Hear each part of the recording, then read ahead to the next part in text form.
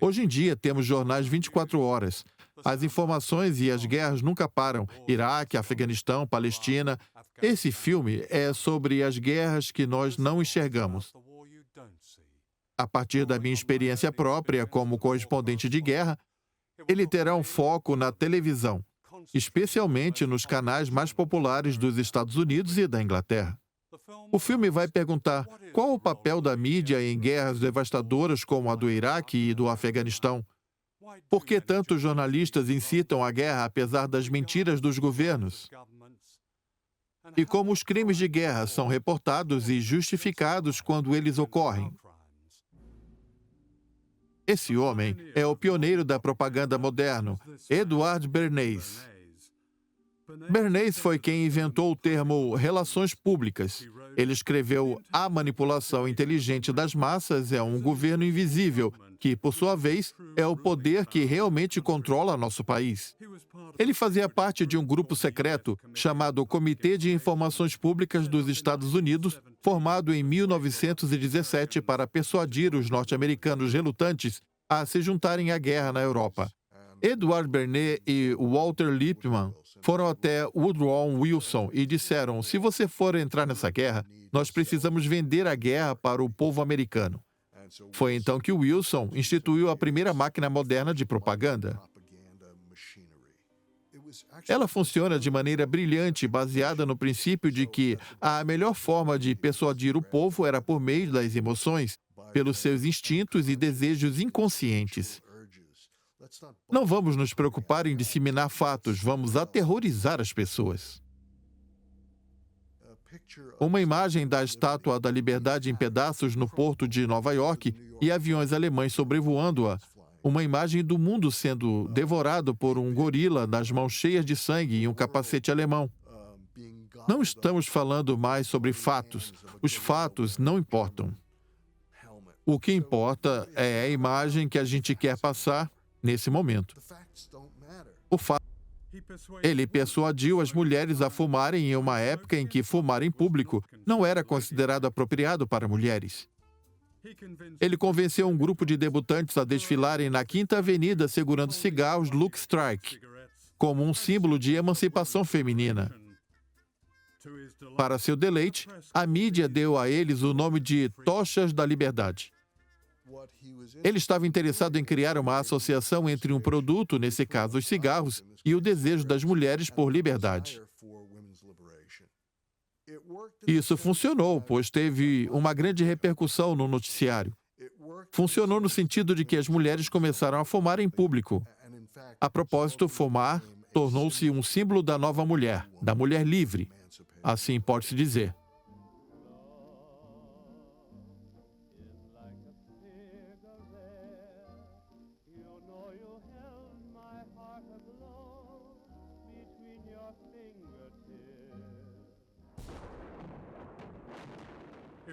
Iraque, 20 de março de 2003.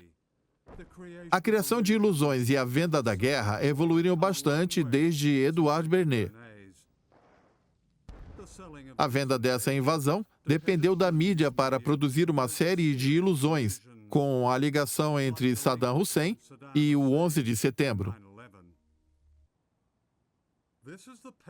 Esse é o Pentágono, que gasta quase $1 bilhão por ano apenas em anúncios de recrutamento e propaganda, vendendo guerras. Há contratos entre o Pentágono e órgãos de notícias dizendo sobre como eles manipulam as notícias. Há oficiais do Pentágono envolvidos em comunicados à imprensa posteriormente noticiados pela mídia, em que utilizam a inteligência para manipular a opinião pública, algo que viola as diretrizes de qualquer organização de inteligência. Também há generais aposentados que trabalham como porta-vozes para todas as redes. No centro desse assunto está a cooptação e a deturpação da mídia tida como a mais livre do mundo.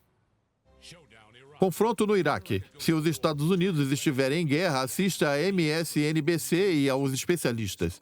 Se nós jornalistas, incluindo eu, tivéssemos desde o princípio feito as perguntas agressivas e pertinentes que deveriam ter sido feitas, e reportando de maneira adequada, ao invés de agirmos como estenógrafos, indo a coletivas, anotando o que era dito por um oficial, colocando aquilo no jornal no dia seguinte, se tivéssemos feito o nosso trabalho corretamente, eu acredito que talvez nós não teríamos participado dessa guerra. O ataque ao Iraque foi vendido por esses dois homens. A base para a invasão veio dessa doutrina militar chamada choque e pavor, projetada para paralisar o país, destruir a população de alimentos, o suprimento de água e a infraestrutura civil.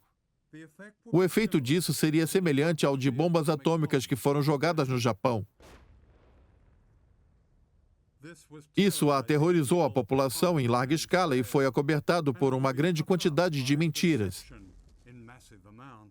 Porém, não foi assim que se noticiou à época.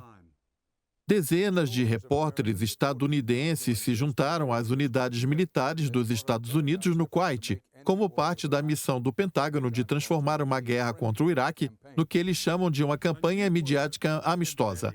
A palavra jornalismo integrado se tornou um jargão jornalístico durante os preparativos da invasão. Grande parte dos relatos que os telespectadores viam partiam de dentro de um sistema onde as organizações midiáticas atuavam de acordo com as condições estabelecidas pelo Ministério da Defesa em Londres e pelo Pentágono em Washington. Quando nossas forças entraram no Iraque, nós tínhamos 700 repórteres integrados entre os militares. A integração foi importante para esse conflito por inúmeros motivos. E um deles foi que nós sabíamos que estávamos enfrentando um inimigo que tinha uma certa proficiência em lidar com a desinformação. Temos vários correspondentes integrados nas tropas da região. Profundamente e pessoalmente integrado aos fuzileiros navais. Eu amo esse jargão utilizado na guerra do Iraque, os jornalistas integrados. Muitos jornalistas estiveram integrados na administração em questões diversas. Eu diria que 80% a 90% do que se lê nos jornais vem de fontes oficiais. Se alguém está cobrindo assuntos de inteligência, por exemplo, essa pessoa critica a CIA ou a agência de inteligência que vai perder essa fonte. Se ela critica o Pentágono, ela passará a ter dificuldades ao lidar com oficiais militares do Pentágono. Os jornalistas gostam de frequentar esses ambientes, de estar entre pessoas influentes. É o método convencional. É o melhor método.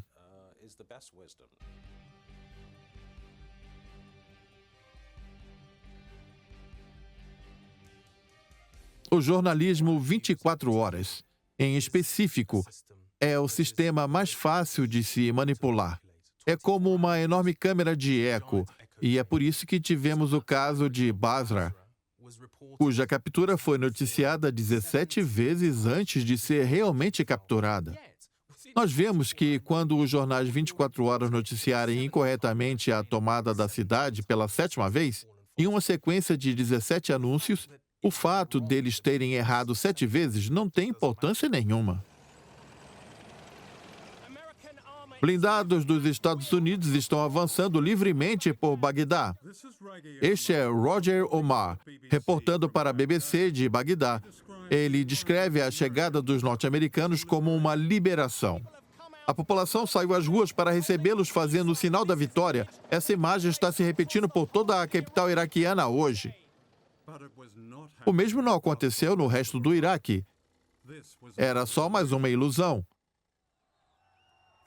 A derrubada da estátua de Saddam Hussein foi vista pela força invasora como um evento conveniente. O que não se noticiou foi a investigação do Exército dos Estados Unidos descrevendo como eles exploraram aquilo que chamavam de circo midiático. O relatório dizia que o número de repórteres era quase igual ao número de iraquianos.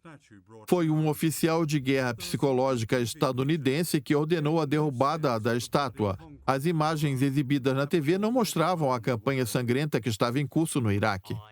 Eu não fiz meu trabalho da maneira correta. Eu me declaro culpado por não ter abordado os assuntos pertinentes de maneira mais enfática. Ao descrever a chegada dos Estados Unidos, você não contou como a história da estátua foi uma manipulação completa. Por que não?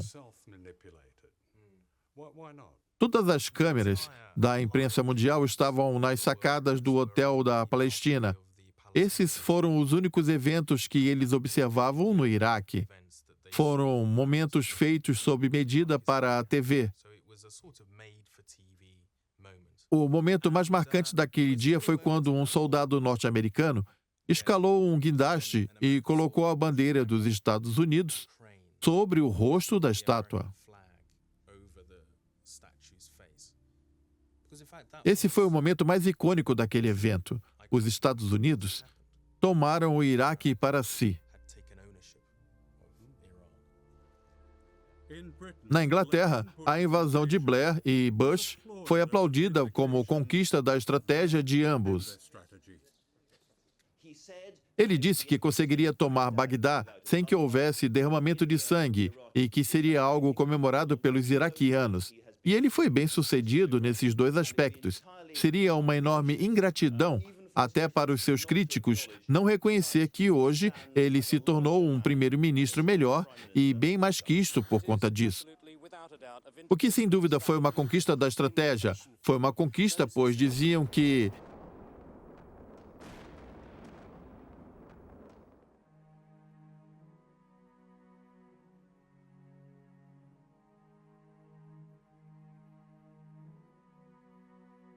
onde diariamente, até os dias de hoje, as pessoas estão sendo mortas e feridas em decorrência dessa ocupação. 3 deles entraram por aqui. Por aquela porta? Por aquela porta, 3 deles. Então, um deles levou o meu filho. Eu usei toda a minha força para quebrar essa porta e eu encontrei morto. Tinha sangue para todo lado. Um deles estava parado aqui, um americano. Eles o colocaram aqui, atiraram 11 vezes. Eles o assassinaram.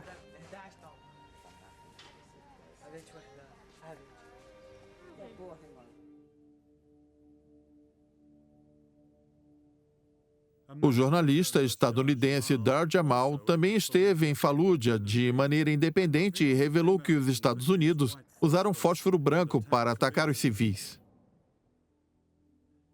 As testemunhas, relatos e fotografias que ele apresentou contradiziam a versão lida por muitas pessoas, mas nada disso foi publicado pela grande mídia.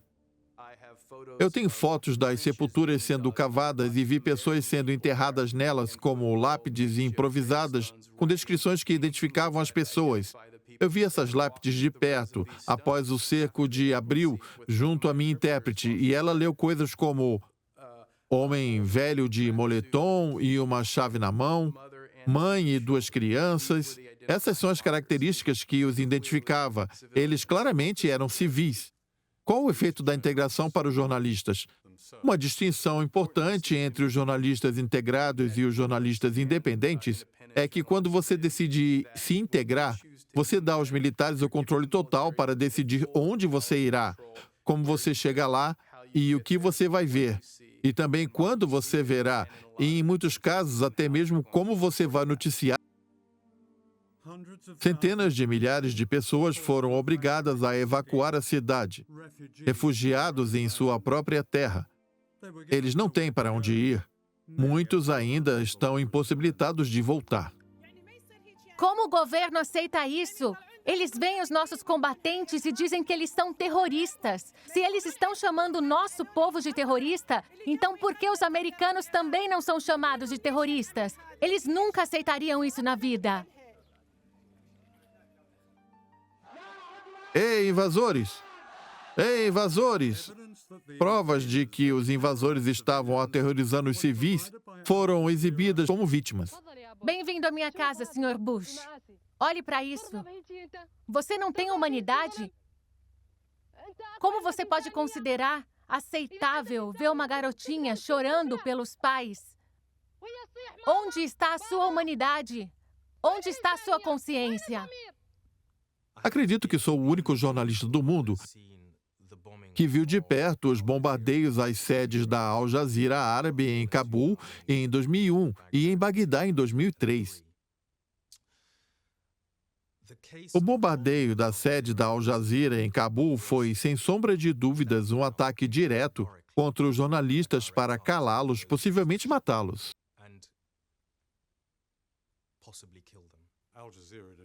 Al Jazeera não informou Washington. Todas as organizações de imprensa deram aos comandantes militares do Ocidente as coordenadas exatas dos locais onde os jornalistas se abrigavam.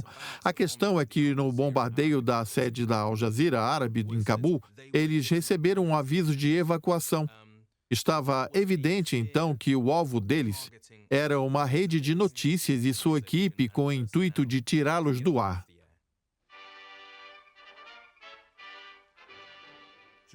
Os jornalistas que se recusaram a seguir os militares normalmente são aqueles que trazem as notícias verdadeiras. Em agosto de 1945, um espetáculo de relações públicas foi armado no USS Missouri, na Baía de Tóquio, onde o general Douglas MacArthur aceitou com pompa a rendição dos japoneses. A mídia integrada foi convidada a participar. Câmeras e repórteres de todas as nações registraram esse momento histórico. Um repórter australiano, Wilfred Burchard, do London Daily Express, recusou o convite e partiu em uma perigosa jornada rumo às ruínas de Hiroshima. O relato oficial do ataque atômico foi divulgado em um relatório no New York Times, dizendo que não existia envenenamento radioativo. Posteriormente, descobriu-se que o repórter que escreveu esse relato havia recebido pagamentos secretos do Departamento de Guerra dos Estados Unidos. A reportagem de Burchard revelou essa mentira. Conforme ele revelou, havia uma praga atômica. Eu entrevistei o Wilfred Burchard em 1983, pouco antes dele morrer. A melhor forma de descrever a cidade é que ela não parecia uma cidade bombardeada, mas sim uma cidade esmagada, onde tudo havia sido apagado da existência. O que eu vi lá se transformou em um sentimento que foi crescendo dentro de mim. Quando eu andei por lá, eu vi as pessoas de lá. Aquilo que aconteceu lá nos últimos minutos da guerra é o que acontecerá às grandes cidades do mundo. O que aconteceu com você no Japão após a publicação?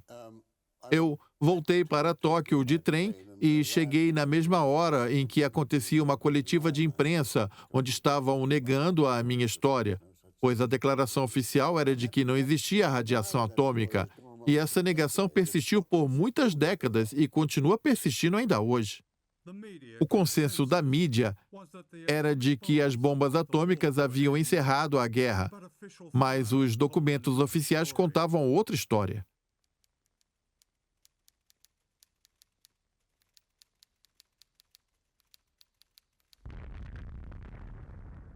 Uma corrida nuclear teve início, seguida de uma guerra fria, baseada na propagação do medo.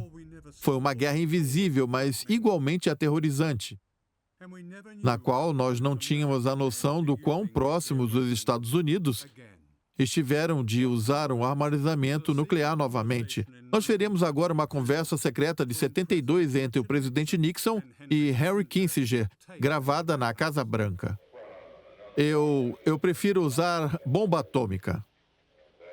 Eu acho que isso seria um exagero. A bomba atômica? Isso te incomoda?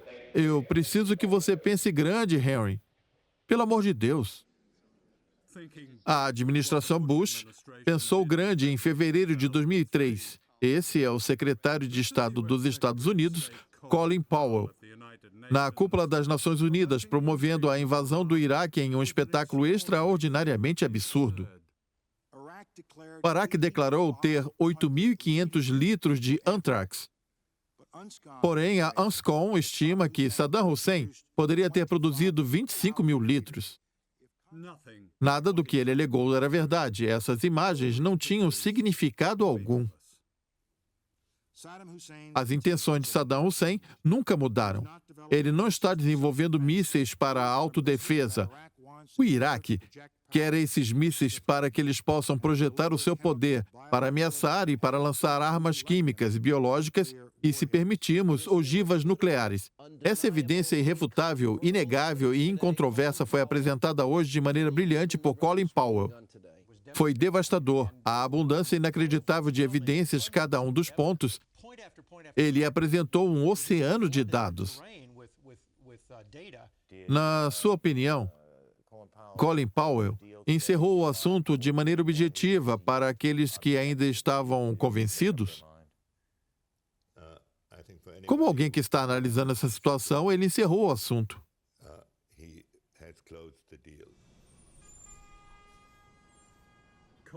A incrível performance de Colin Powell nunca foi contrariada com veemência pela mídia dos Estados Unidos, sendo a Fox de Rupert Murdoch a maior emissora desse meio. Ainda assim, o restante do império de Murdoch, ele apoiou a invasão. Nós esperamos que todos os americanos apoiem nossos militares e, se não forem apoiar, que se calem. Como você pilota essa coisa? Você usa um manche, não é? Correto. O jornalista cartunesco da Fox, porém, pôde ocultar o fato de que parte mais responsável da mídia teve papel decisivo na promoção da guerra. Assim como a Fox, o New York Times publicou falsas alegações que Saddam Hussein possuía armas de destruição em massa. Um ano depois, o jornal pediu desculpas aos seus leitores. Na Inglaterra, o Observer, outro jornal liberal, respeitado, publicou as mesmas falsas alegações. David, você escreveu sobre os seus artigos no Observer e no período que aconteceu a invasão do Iraque, sobre como você se sentiu nauseado, furioso e envergonhado sobre o que havia escrito. O que você exatamente quis dizer? Há vários anos, se tornou dolorosamente evidente que os fatos que eu acreditei serem verdades naqueles artigos não eram verdade. Eles eram um conjunto de mentiras entregues por mim para uma campanha sofisticada de desinformação. Você não percebeu que essas pessoas eram mentirosos profissionais? Eu deixei de lado aquilo. Deixei de lado tudo aquilo que deveria ser alvo de dúvidas. Eu não posso inventar desculpas, eu deveria ter sido mais cético. Você chegou a encerrar um dos seus artigos com o que parecia ser um pequeno editorial, onde você escreveu: para o Ocidente, o Iraque era o lugar ideal para se estabelecer uma cabeça de ponte. Você escreveu que há ocasiões na história em que o uso da força é tanto correta quanto adequada. Essa é uma delas. Em suma, você estava advogando pelo ataque a um país indefeso. Isso é algo relevante, não é? A grandeza do que aconteceu no Iraque é muito maior do que a minha vergonha, do que meus sentimentos. O que aconteceu foi um crime gigantesco. E eu não me excluo disso. Isso faz dos jornalistas cúmplices? No geral, sim, mesmo que involuntariamente. Esta reportagem especial da CBS News é parte da cobertura contínua da America at War. Eu sou Dan Hatler. Durante 24 anos, Dan Hatler foi âncora mais famoso da televisão dos Estados Unidos. A sua carreira foi notável por diversas razões. Uma delas foi que ele não esmorecia diante dos poderosos, como na sua entrevista com Nixon em 74. E também na sua entrevista sobre o Irangate com o Bush pai. Posteriormente, você foi ao famoso programa do David Letterman e eu assisti e disse: George Bush é o presidente e ele toma as decisões. Como americano, onde quer que ele mande, eu vou. E eu estarei lá esperando o comando dele. Por que você disse uma coisa dessa? Você se recorda de ter feito esses questionamentos? É verdade? Isso aconteceu pouco tempo depois do 11 de setembro. Era aquilo que eu estava sentindo. Eu respondi de maneira pessoal, como um cidadão norte-americano, e eu disse que, mesmo que nós jornalistas não quiséssemos admitir, mesmo que em pequenas quantidades, o medo estava presente, e em todas as bancadas de noticiário do nosso país. O medo de perder o emprego, o medo da instituição ou empresa na qual você trabalha deixar de existir, o medo de ser taxado como antipatriótico ou algo do tipo e levar esse estigma consigo até depois da sua morte. O medo que há muitas pessoas em risco no país e fazer aquilo que você julga ser o seu dever causaria problemas. Isso gera uma interferência, com certeza. Mas é importante que eu diga que eu acredito que não sou o vice-presidente responsável pelas justificativas, que não podemos inventar desculpas. O que devemos fazer é olhar para esse período, aprender com ele e reacender a nossa coragem. Charles Hanley, que ganhou o prêmio Pulitzer por suas reportagens, esteve no Iraque em janeiro de 2003 e foi a todos os locais que foram indicados pelos agentes de Bush como suspeitos em Fallujah. Ele esteve em todos os locais indicados por George Bush, Cheney, Rice, Colin Powell, e averigou que todos eles estavam selados desde 1991, quando foram interditados pelos inspetores das Nações Unidas. Ele produziu um relatório em 18 de janeiro. Ele o enviou para todos os grandes canais da notícia dos Estados Unidos por meio da Associação de Imprensa, que é quem direciona isso para todos os canais, e não teve retorno. Alguém publicou? Isso não se adequava aos planos, ninguém deu ouvidos. Iríamos começar a qualquer custo. Eu acredito que uma boa cobertura da mídia a um bom jornalismo que conte a verdade e não recue diante dos poderosos pode fazer uma grande diferença. Se você se pergunta como teríamos participado dessa guerra se a mídia não tivesse feito seu trabalho, não apenas as mentiras sobre as armas de destruição em massa, mas também das mentiras sobre Saddam, por exemplo, a propaganda incessante que culminou em 20 de março de 2003, o início da guerra, se a imprensa tivesse apresentado uma oposição quanto a isso, nós não teríamos entrado em guerra.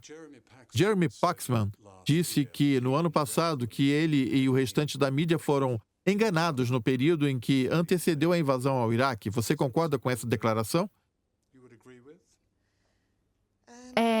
Então, eu diria que nós percebemos somente muito mais tarde, naquele dia, que as armas de destruição em massa já não se encontravam lá. Também havia a questão do dossiê obscuro. Há muitas evidências reunidas que sugerem que a mídia realmente acreditava nas alegações vindas do governo naquele momento. Por que a mídia não se deu conta disso? Por que a BBC não se deu conta disso? Eu acredito que não nos demos conta disso por conta da falta de informação. Se você quiser saber o que está acontecendo, você precisa entrar naquele lugar e fazer uma reportagem em primeira mão, o que não era possível nos momentos que antecederam a invasão do Iraque. Mas os fatos mais importantes estavam disponíveis. O inspetor-chefe de armamentos das Nações Unidas no Iraque, Scott Hitler, concedeu-me uma entrevista 4 anos antes da invasão. Em 1991, o Iraque tinha uma capacidade considerável de produzir armas químicas, biológicas e nucleares, bem como a capacidade de produzir mísseis balísticos de longo alcance. Em 98, a infraestrutura de produção de armas havia sido completamente desmantelada ou destruída pela UNSCOM, ou pelo Iraque, a mando da UNSCOM. O programa de armas biológicas foi encontrado em estágio avançado, mas ele já havia sido eliminado. Todas as grandes instalações haviam sido eliminadas. O programa nuclear também foi completamente eliminado. O programa de mísseis balísticos de longo alcance teve o mesmo destino, restando apenas a capacidade de pesquisa, desenvolvimento e produção de mísseis, e um alcance de até 150 quilômetros, algo que era permitido. Toda a infraestrutura física que foi marcada pela destruição em 91 foi destruída. Se eu tivesse que quantificar a ameaça que o Iraque representa em relação às armas de destruição em massa, essa ameaça seria zero, nula. O antigo inspetor-chefe de armamentos, Scott Ritter, já dizia em 98 que Saddam Hussein estava completamente desarmado. Eu acredito que Scott Ritter apareceu 2 vezes em 2003, uma delas às 3 da manhã, na BBC News, 24 horas. Ele era um expert e uma testemunha vital. Além dele, haviam outros. Eu não sei por que o Scott Ritter não fez outras aparições.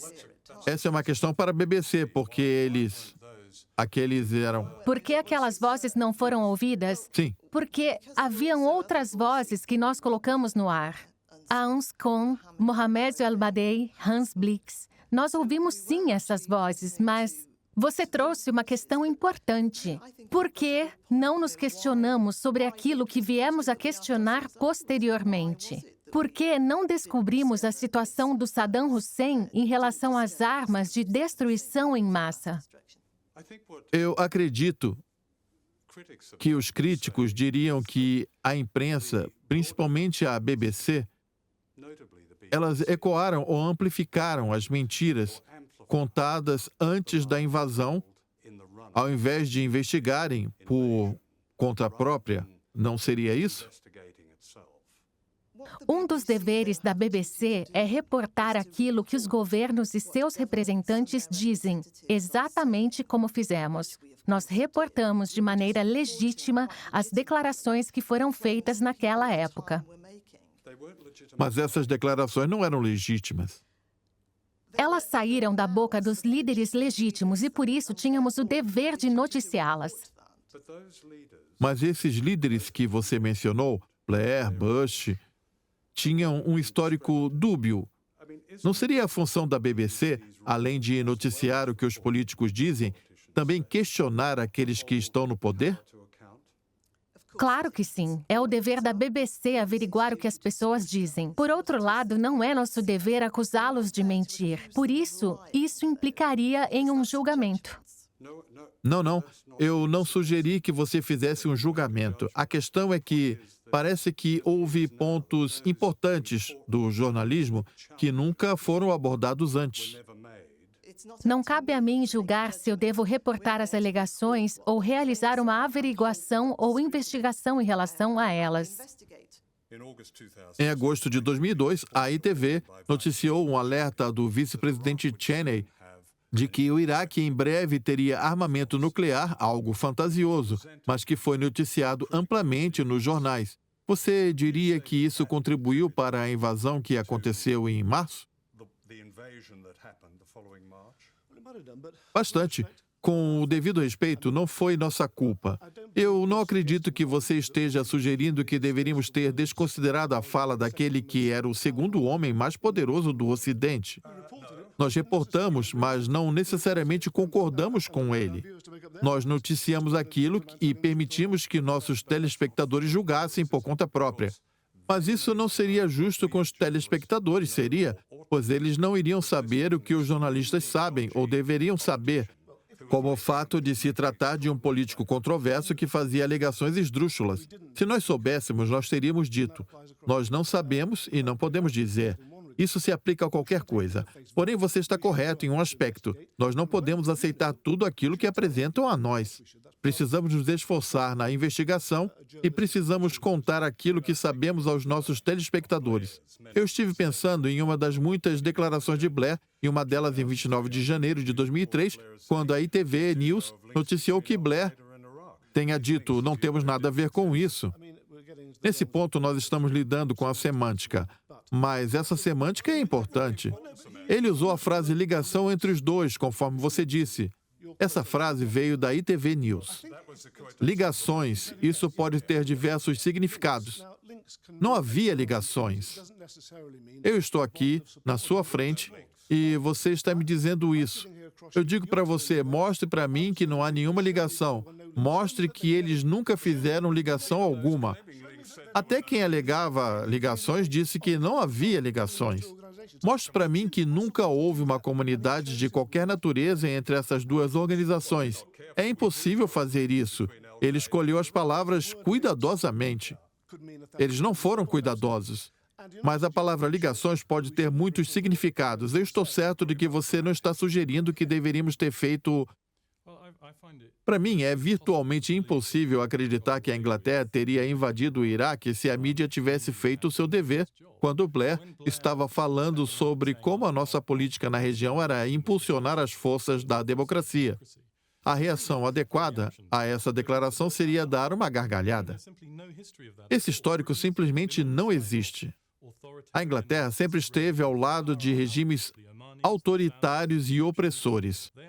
Os Omanis sauditas, os egípcios, são nossos aliados. Eles não são forças mais democráticas e liberais daquelas regiões. Eu acredito que os jornalistas, se eles tivessem o mínimo de interesse de averiguar a história e investigar o que o governo estava dizendo e as evidências de que existiam na época, eles teriam noticiado a situação de tal forma que o governo não sairia incólume pelo que ele fez. Bom dia, Vietnã!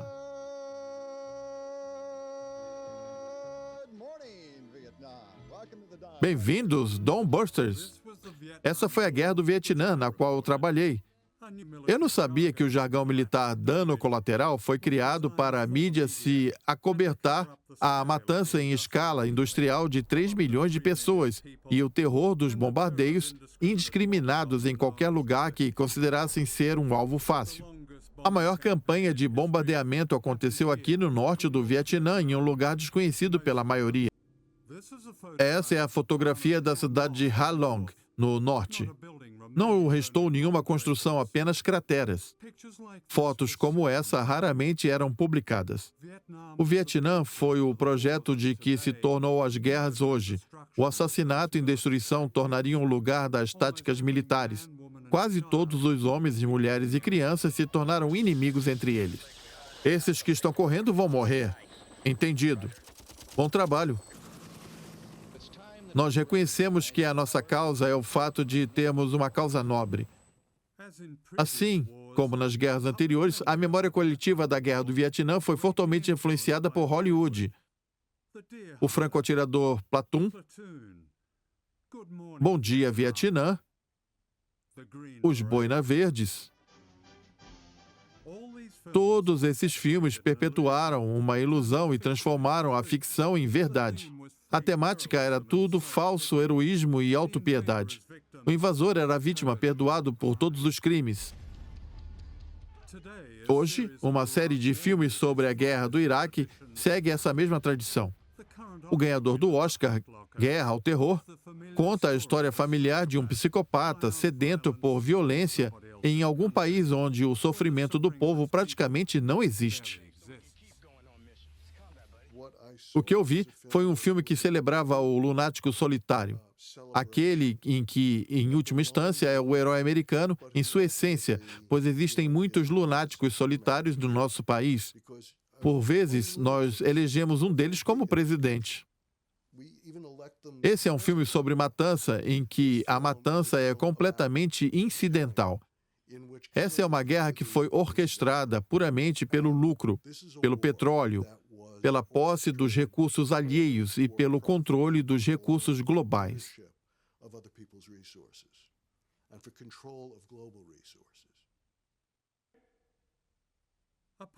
Um inquérito público sobre a morte de Basha Musa, um funcionário de um hotel no Iraque, revelou que os soldados ingleses torturaram e mataram prisioneiros. Phil Shiner é advogado de mais de 100 famílias iraquianas. As democracias modernas não deixam marcas, a tortura é camuflada. Os métodos que nós desenvolvemos, não apenas nós, os americanos também fizeram o mesmo, são muito sutis, pode-se dizer. Eles colocavam capuzes e deixavam as pessoas de pé contra a parede, privados de comida e água. Meus clientes revelaram diversos tipos de torturas, como sua esposa vai ser estuprada aqui na sua frente, ameaças de morte, você vai ser transferido para a Baía de Guantánamo. Essas pessoas deveriam ser processadas por essas ações nos tribunais criminais, não nos tribunais militares. Não se pode ter soldados sendo processados por soldados e depois julgados por soldados. O sistema das cortes marciais, na minha opinião, é falho. Isso precisa acabar. Todas as pessoas que foram cúmplices nessas ações precisam ser processadas. E qual seria o papel do jornalismo integrado na questão? O problema do jornalismo integrado é o que você pode fazer o que você está vendo do ponto de vista das tropas.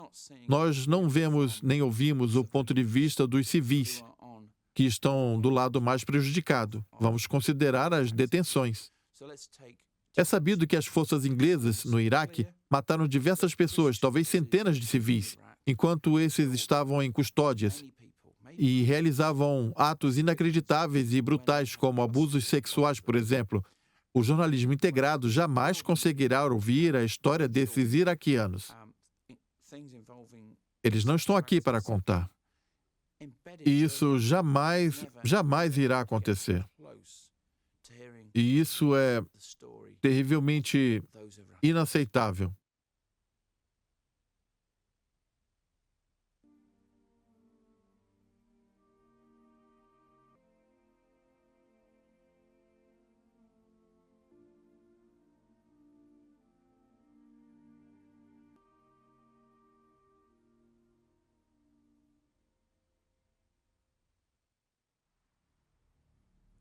Esse é o bombardeio B-1 Lancer.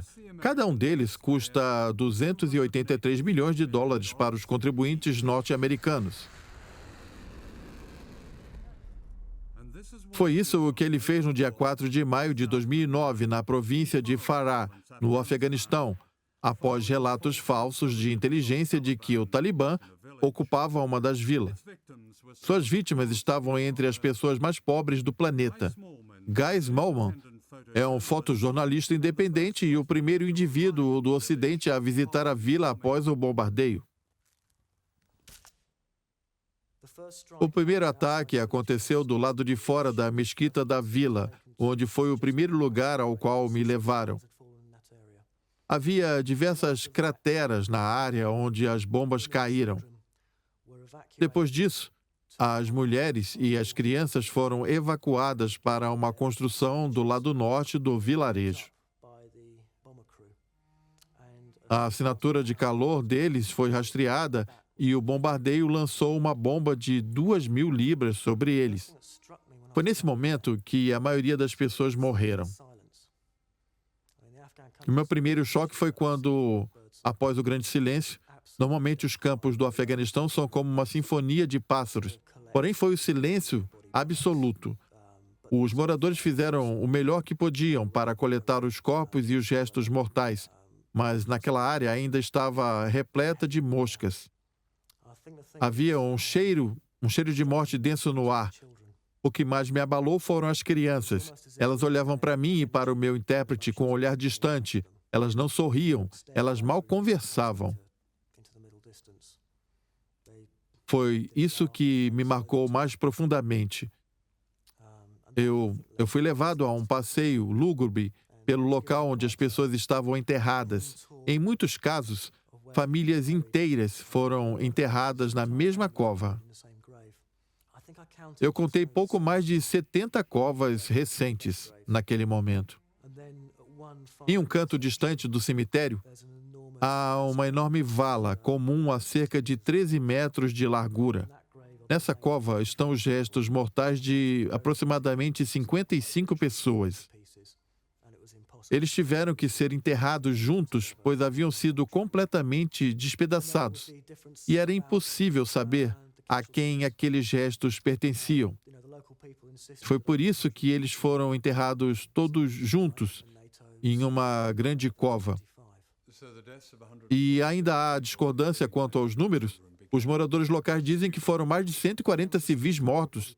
A morte de 147 pessoas, incluindo 93 crianças, se tornou uma disputa. Uma disputa sobre o número de cadáveres. Nada mais. Eu sei que as fotos tiradas por um radiojornalista afegão existem.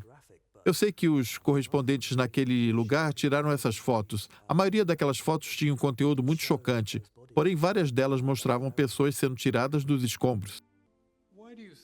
Na sua opinião, por que o público britânico e o público ocidental não têm noção real da escala dessa atrocidade?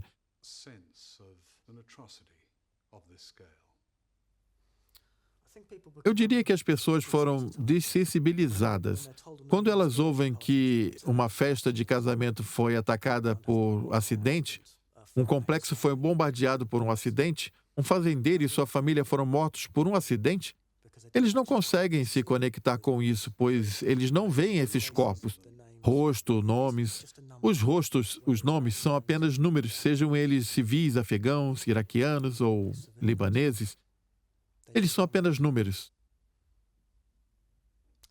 É bem fácil compreender o motivo pelo qual os muçulmanos britânicos sentem-se tão abandonados pelos serviços de notícias do próprio país. A imprensa realmente conspirou para minimizar os massacres no Iraque e Afeganistão. É isso que o grande escritor e acadêmico norte-americano Ed Herman chama de vítimas dignas de vítimas indignas. Os iraquianos são vítimas indignas, por isso podemos minimizar suas mortes. Caso contrário, a morte de mais de 1 milhão de pessoas estaria em uma grande parte das nossas mãos. Quando a imprensa dos Estados Unidos fala de 200 a 400 mil mortos na Somália, eles são vítimas dignas, pois foram por pessoas de quem não gostamos. Em uma situação bizarra, foi dito que a sociedade afegã tem uma peculiaridade cultural, pois eles ficam irritados quando algum civil da família deles é morto. Em outro caso, disseram que a sociedade do Afeganistão é peculiar, pois eles não gostam de pessoas que invadem suas casas no meio da noite, e isso os deixava furiosos e despertava neles o desejo de vingança.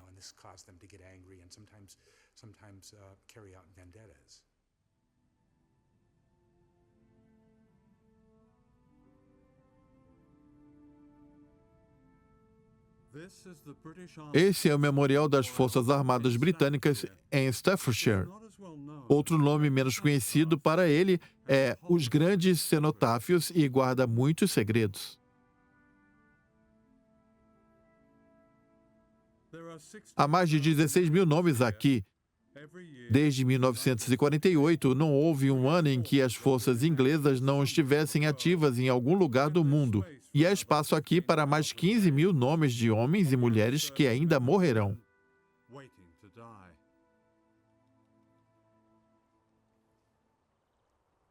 A parte mais extraordinária sobre esse memorial é o registro de uma guerra constante durante o período de paz, revelando o segredo do papel imperialista que a Inglaterra desempenha há tempos.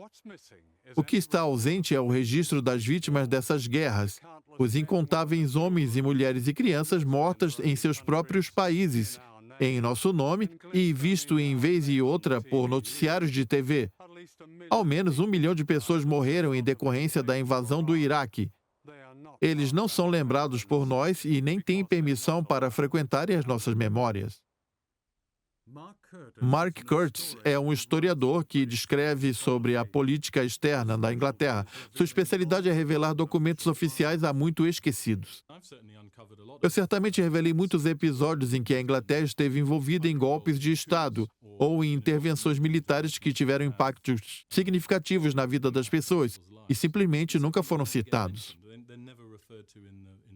Eles nunca são citados nos jornais, nunca são contados como história na Inglaterra ou na TV. Eles basicamente não são mencionados. Eles deixaram a nossa memória histórica despercebida. Por que a população britânica não tem ideia da escala disso? Um dos maiores motivos é que, se você observar cada parte das guerras, dos golpes de Estado e dos regimes que a Inglaterra se envolveu ou apoiou, eles normalmente são acompanhados de uma sofisticada operação de relações públicas do governo. Eles dizem para nós que a política externa inglesa é baseada na promoção da democracia, do desenvolvimento e dos direitos humanos. Se você ler os documentos de planejamento do governo, eles dirão que a política deles não é baseada nesses aspectos. Ela é baseada no controle do petróleo, baseada na criação de uma economia internacional que se adeque a interesses das empresas britânicas e na manutenção de sua condição de potência dominante. Essa cultura de impunidade está entranhada na sociedade inglesa. Se você olhar para a década de 60, você verá que a Inglaterra estava apoiando secretamente militares na Indonésia, que mataram quase 1 milhão de pessoas. A Inglaterra foi responsável pelo despovoamento das Ilhas Chagos. Ela foi responsável por armar o governo nigeriano que matou centenas de milhares de biafraneses na Guerra Civil na Nigéria. Tudo isso aconteceu durante o governo dos trabalhistas nos anos 60. O ataque ao Iraque não começou como choque e pavor. Durante a Primeira Guerra do Golfo, em 1991, a Inglaterra e os Estados Unidos bombardearam deliberadamente a infraestrutura moderna do Iraque. Após o fim da guerra, os bombardeios continuaram. Isso raramente era noticiado. Durante esse período, as Nações Unidas impuseram um embargo econômico liderado pela Inglaterra e pelos Estados Unidos. Itens essenciais como água potável e medicamentos foram barrados. Este é Dennis Halliday, ex-secretário-geral assistente das Nações Unidas. Renunciou após se recusar a administrar as sanções em 1999. Nesse ano, eu viajei com ele ao Iraque. As próprias disposições da Carta e da Declaração de Direitos Humanos foram ignoradas. Estávamos levando uma guerra por intermédio das Nações Unidas contra as crianças e a população do Iraque, como resultados avassaladores, que você nunca esperava ver em uma guerra na vigência das Convenções de Genebra. Nós estávamos atacando civis.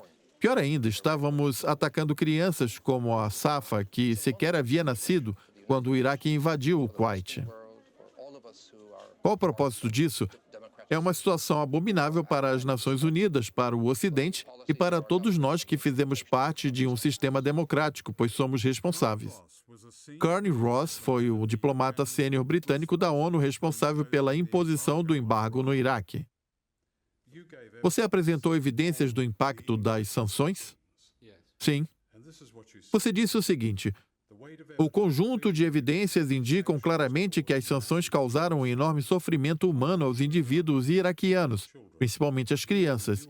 Nós, o governo dos Estados Unidos e o Reino Unido, fomos os principais engenheiros e defensores das sanções e estávamos completamente cientes das evidências à época. Nós, porém, em grande parte, os ignoramos ou depositamos a culpa pelos efeitos no governo de Saddam. As sanções efetivamente negaram a toda a população os meios que submeteram suas vidas. Fecha aspas. Concordo, eu mantenho o que eu disse. Por que não fez declarações durante aqueles 4 anos e meio? Há uma certa cultura da virilidade nos círculos da política externa sobre como falar de assuntos como o sofrimento humano que lidávamos com Saddam Hussein era frescura. Esse não é o centro do problema. Os governos cuidam da segurança. Era para provocar, como se estivéssemos lá. Eu acredito que não importa quão erradas sejam as decisões, não importa o dano que você causa aos indivíduos. No fim, ninguém é responsável por isso. Nós tínhamos ótimos recursos para compor nossa história, encontrar pequenos fatos para justificar a história deles. Nós os chamamos de factoides. E o que os jornalistas acham desses factoides? Eles não podiam fazer muita coisa além de aceitar a nossa versão dos fatos e repassar aquilo quase sem edição alguma ao público. O governo é uma máquina de informação e nós controlávamos o acesso dos jornalistas e nós também controlávamos o acesso ao governo. Quando estive no departamento de notícias, nós controlávamos o acesso à Secretaria do Exterior como uma forma de recompensar os jornalistas. Se eles fizessem críticas e dissessem coisas muito hostis, nós também poderíamos privá-los, como benesses de viagens com o secretário de Exterior ao redor do mundo ou entrevistas exclusivas com ele nos tempos em tempos. Nós fizemos o mesmo em Nova York. Se os jornalistas não apoiassem os nossos relatos, nós os colocaríamos na geladeira. Nós dificultaríamos a vida deles. Havia uma relação particular e sutil com eles. Em termos simples, havia um favoritismo. Certos jornalistas recebiam acesso por apoiar a narrativa. Eles basicamente diziam aos jornalistas: você vai continuar com essas críticas infundadas sobre as políticas do governo?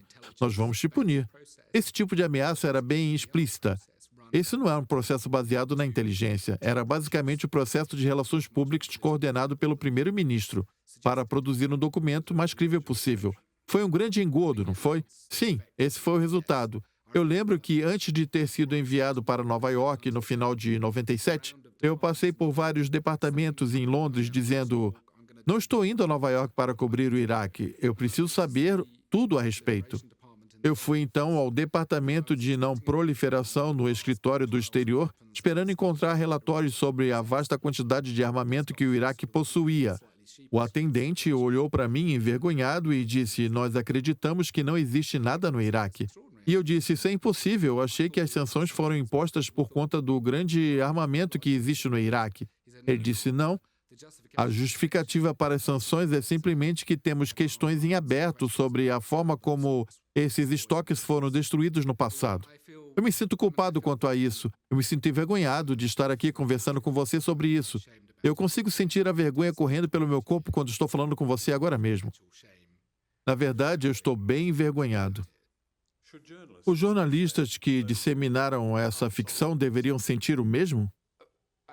Certamente. Todos nós deveríamos ter responsabilidades, uns com os outros. Eu acredito que a única forma de se ter uma sociedade civilizada é sendo transparente uns com os outros e responsabilizando moralmente as pessoas pelo que elas fazem.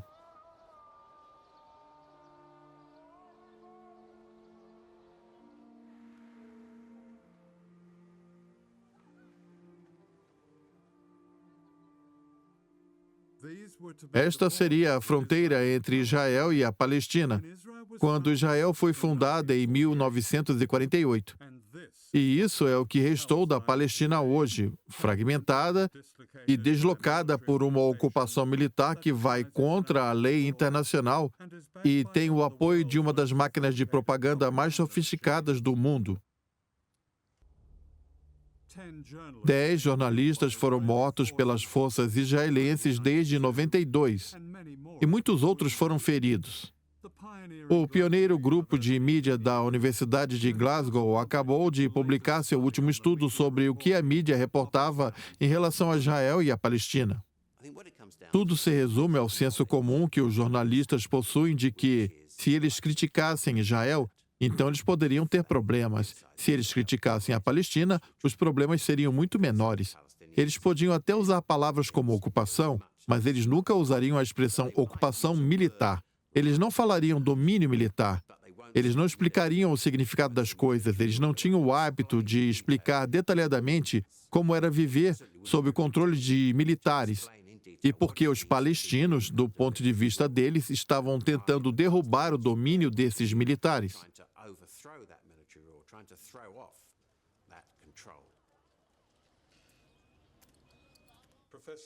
O professor Greg Fowler é o chefe da unidade de Glasgow. Analisando a pesquisa dele, é possível ver claramente que existe um estado de medo em relação ao local de onde viria a intimidação dos israelenses.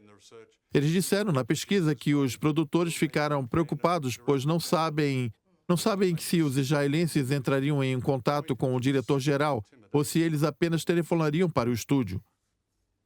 Bem-vindo ao mundo dos correspondentes que precisam lidar com esse tipo de pressão diariamente. Sim, a questão central está no fator medo.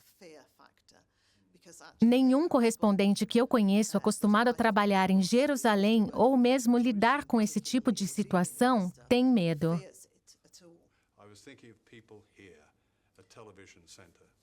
Também não temos medo. Passamos por essas situações, mas não temos medo. Eu estava pensando nas pessoas que trabalham aqui no estúdio de televisão. Também não temos medo. Nós passamos por essas situações, mas não temos medo. Depois de escrevermos o primeiro livro, eu conversei várias vezes com jornalistas da BBC, na Inglaterra, e eu estive com produtores sêniores de canais de notícias. Um deles disse para mim, no contexto de uma discussão acalorada, que estava acontecendo entre outros jornalistas, nós esperávamos com medo. Foi exatamente o que ele disse.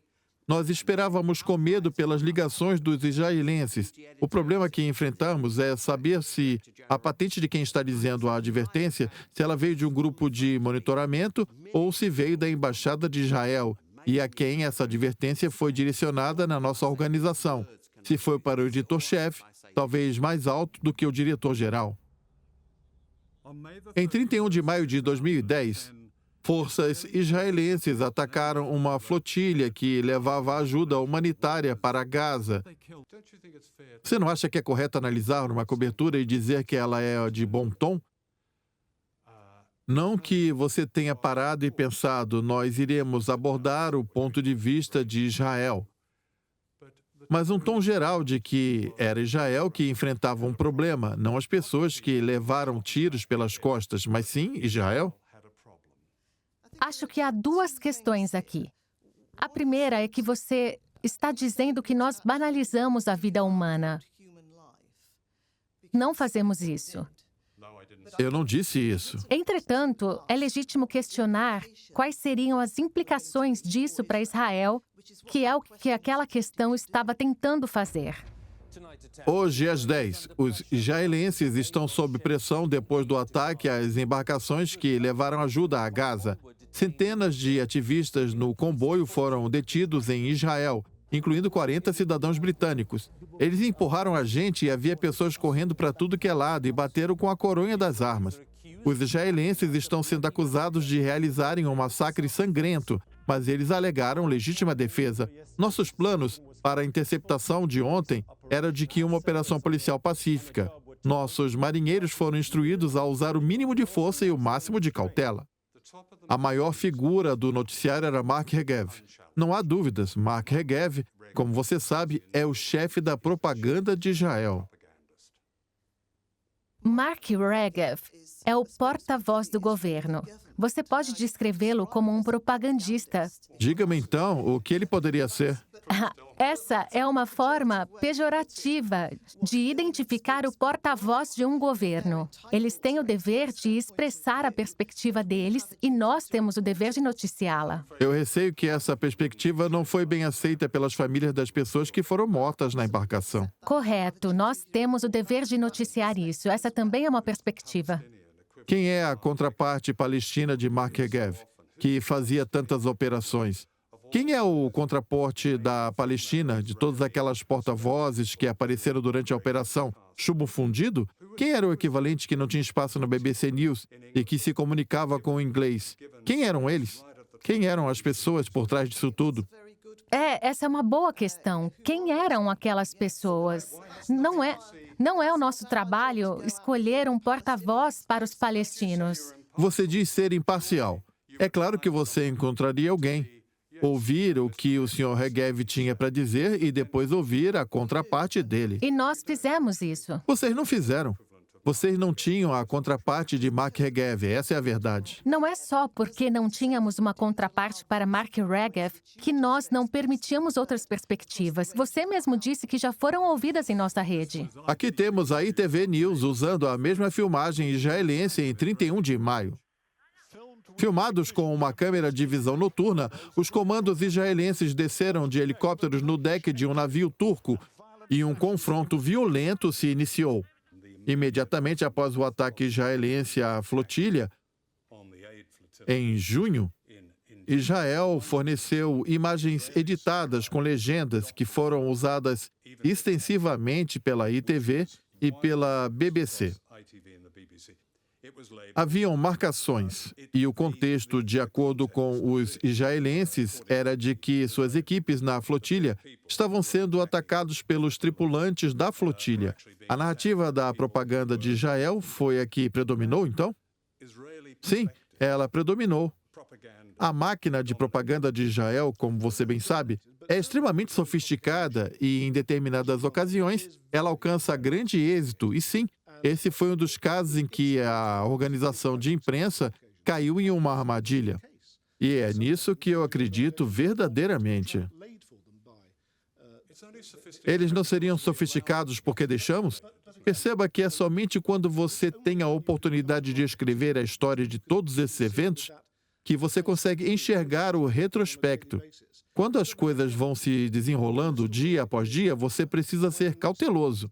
Quando a história se encerra e alguém dispõe de tempo e esforço mental, tem-se a história definitiva do que aconteceu. Se você cometer algum erro, você pode levantar as mãos e dizer: nós não sabíamos que havíamos cometido um erro.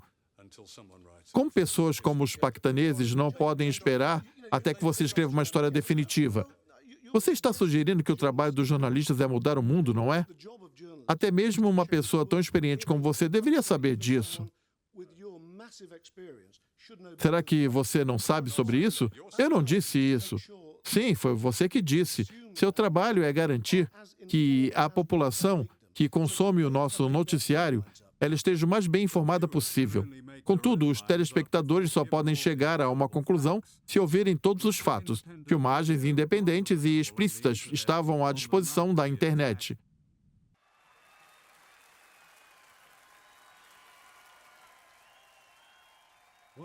Um dos trunfos das relações públicas do século XXI foi a ascensão de Barack Obama. O slogan de sua campanha era "Uma mudança na qual podemos acreditar". Ele era uma marca que oferecia algo especial, empolgante.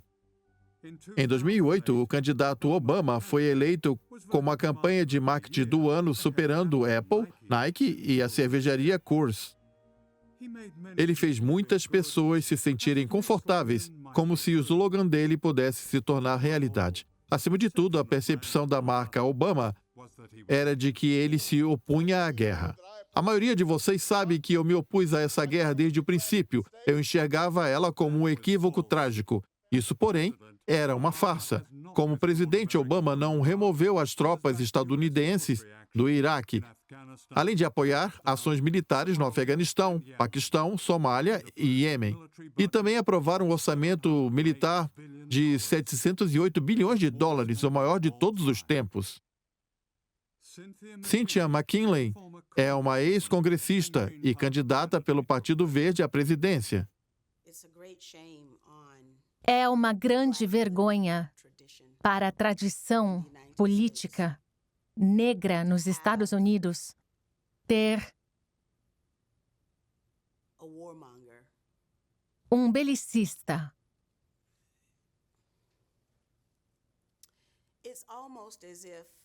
É como se nós, da comunidade negra dos Estados Unidos, tivéssemos perdido nossa inocência. Porque é muito difícil encontrar uma pessoa negra comum nos Estados Unidos que apoie essas guerras. Mesmo assim, essas guerras estão sendo propagadas com a nossa face. Obama tem perseguido os delatores, os contadores da verdade, mais do que qualquer outro presidente. Este é o WikiLeaks, uma organização de delatores da internet, independente e apátrida. Ela representa um grande marco do jornalismo. WikiLeaks tem publicado centenas de milhares de documentos secretos do Pentágono que descrevem a matança desenfreada de civis no Iraque e no Afeganistão. O que resultou das informações que você revelou no WikiLeaks sobre as chamadas guerras sem fim? Vendo a enorme quantidade de diversidade do aparato militar e da inteligência contidos nos documentos, eu observo um Estado vasto e em expansão, o que tradicionalmente chamaríamos de complexo de inteligência militar ou complexo industrial militar. E também que esse Estado está se desenvolvendo, tornando-se cada vez mais secreto, cada vez mais incontrolável. Visto a enorme quantidade e diversidade do aparato militar e da inteligência contida nesses documentos. Essa não é uma conspiração sofisticada, controlada do topo. É um grande movimento de interesses próprios, com milhares de participantes trabalhando juntos, uns contra os outros, para produzir algo que teve como resultado final o Iraque, o Afeganistão e a Colômbia, e também a manutenção desses conflitos. Normalmente lidamos com paraísos fiscais, indivíduos ocultando ativos e transferindo dinheiro para paraísos fiscais no exterior. Eu vejo isso com algumas semelhanças notáveis. Guantánamo é usada para levar pessoas em um paraíso fiscal que não segue as leis vigentes. De maneira semelhante, Iraque, Afeganistão e Colômbia são usados para lavar dinheiro dos impostos norte-americanos e enviá-los de volta. A indústria bélica, sim, os fabricantes de armas. Você está dizendo que o dinheiro, então, é lucro que está no centro das guerras modernas e que elas estão se retroalimentando? Sim, essa é a situação, ela está piorando. O que acontecerá quando o Wikileaks estiver à frente, como o Reino Unido, que é um lugar com as leis de sigilo mais draconianas do planeta, como a lei dos segredos oficiais? Nós não tivemos problemas para publicar as informações do Reino Unido. Quando analisamos os documentos relacionados à lei dos segredos oficiais, nós vimos que eles classificavam como crime a retenção de informações, bem como a destruição de informações. A única alternativa possível era publicar essas informações. E então foi isso que nós fizemos.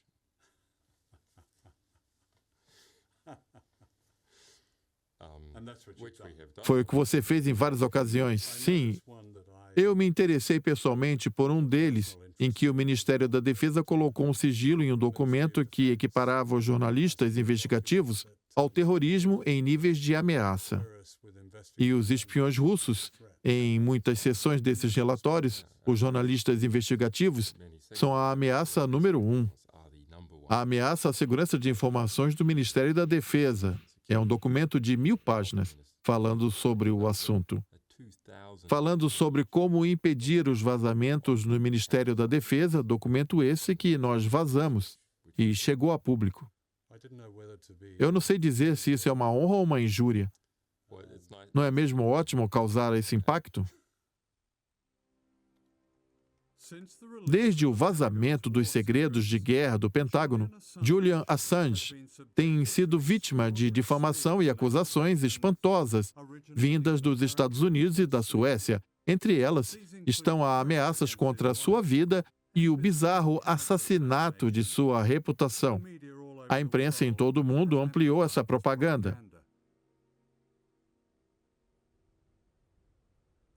Este documento do Pentágono demonstra de maneira patente que a inteligência dos Estados Unidos pretende destruir a confiabilidade no Wikileaks, ameaçando expor os delatores e processá-los criminalmente, gerando descréditos aos contadores de verdade. Como você se sente em ter delatores como parte essencial da democracia? Você aprova esses delatores? Esse país tem leis para proteger os delatores. Eu acredito que houve momentos na história em que a revelação de determinadas coisas foi algo bem importante.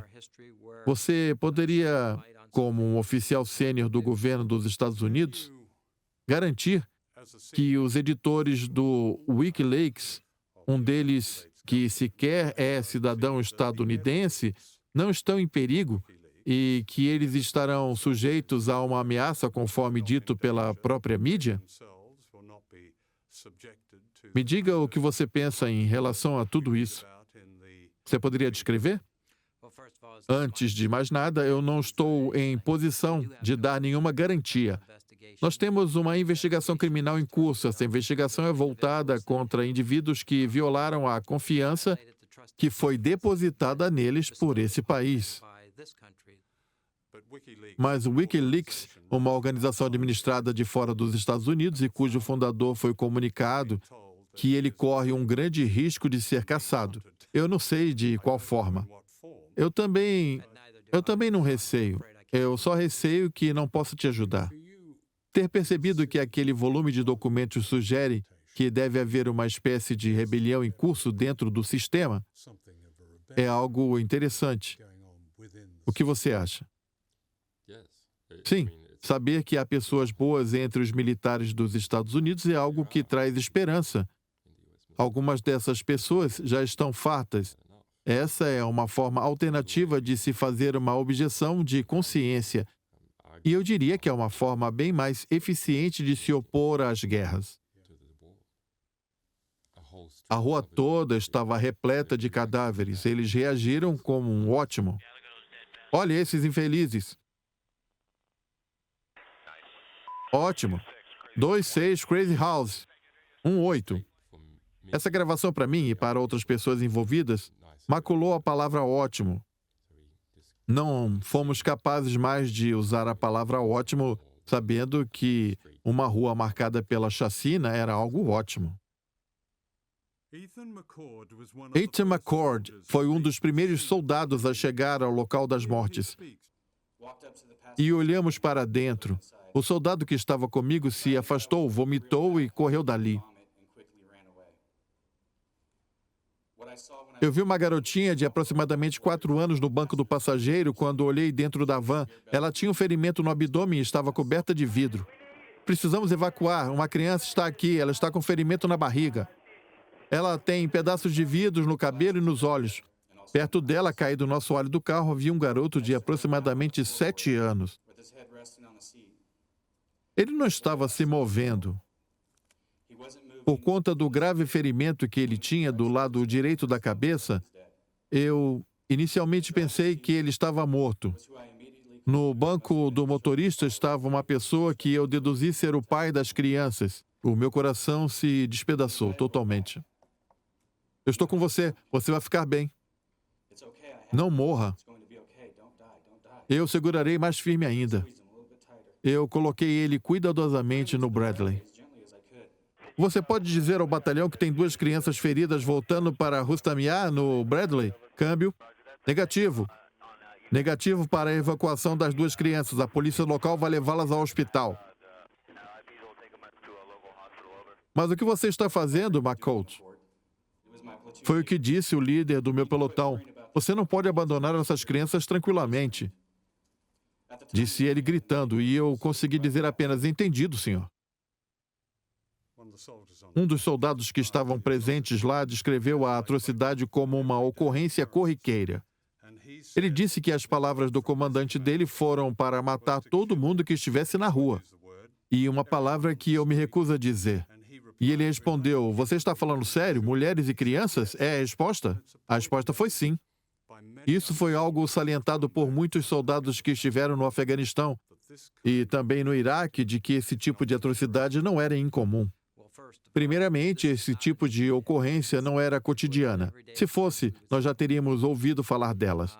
Esses incidentes são lamentáveis. Qualquer ação que tenha civis feridos é lamentável.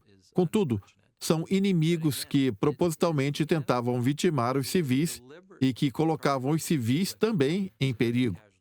As forças da OTAN dos Estados Unidos é que devem tomar todas as precauções possíveis para combater nessa guerra e prevenir baixas civis.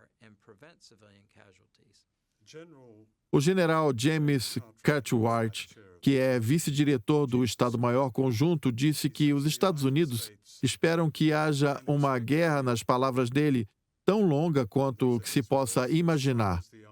E isso soa como um estado permanente de guerra. O nosso trabalho é estarmos preparados para lutar e vencer as guerras deste país. Portanto, nós precisamos estar preparados para possibilidades de conflitos no futuro. Nos prepararmos para o futuro. Esse é um estado de coisas notável, pois os Estados Unidos não se encontram ameaçados por nenhuma potência que possa derrubá-los ou derrotá-los. É algo impossível. Mesmo assim, eles seguem como se toda a humanidade tivesse sido arrastada para um estado de guerra permanente. Para grande parte da população, isso é difícil de se justificar, você não acha?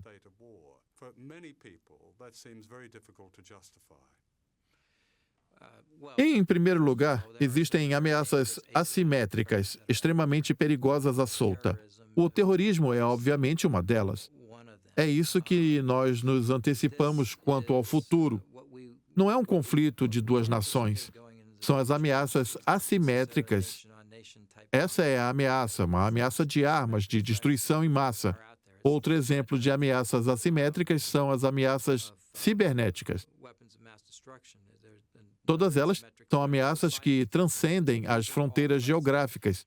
Os Estados Unidos precisam estar preparados para lidar com uma extensa lista de ameaças que existem e que possam se defender quanto aos interesses nacionais.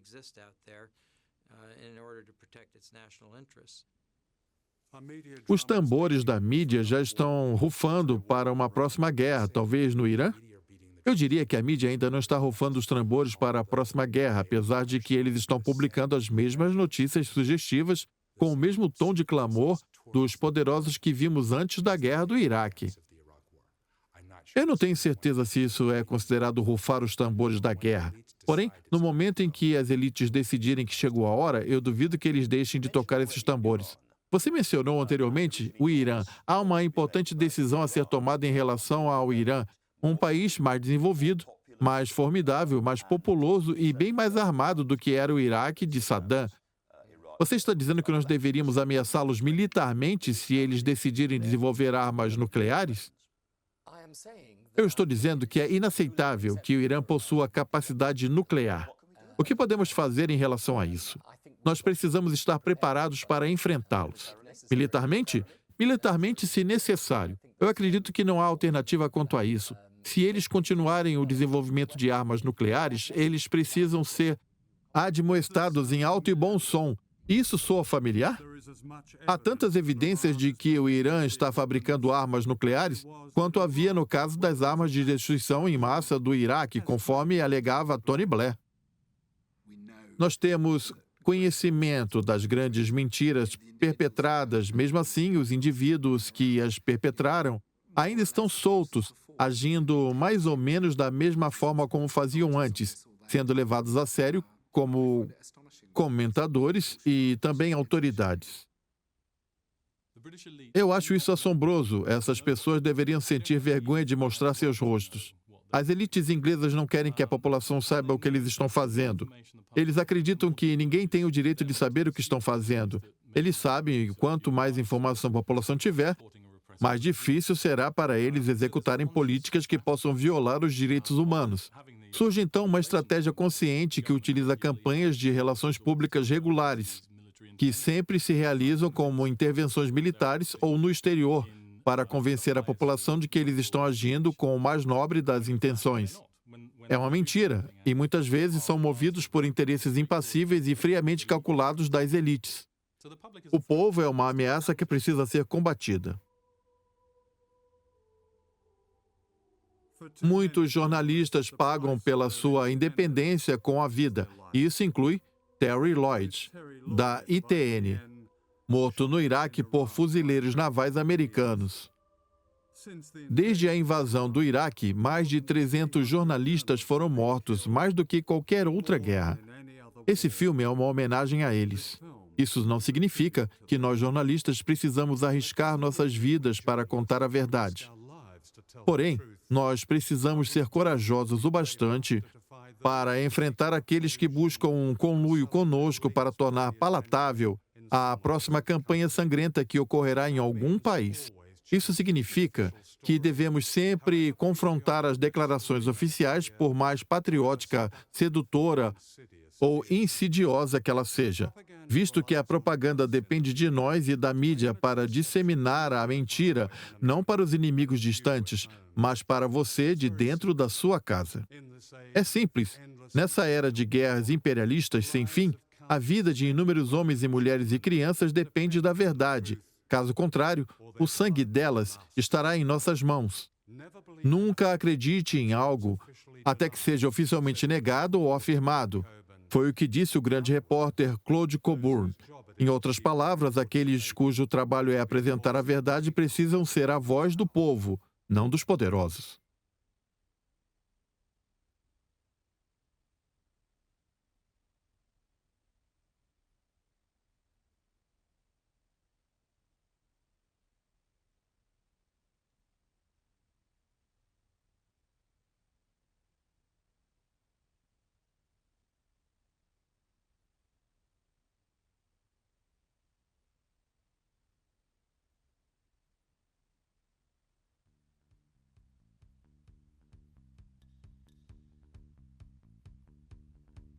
I bought a bourgeois house in the Hollywood Hills with a trunkload of $100,000 bills.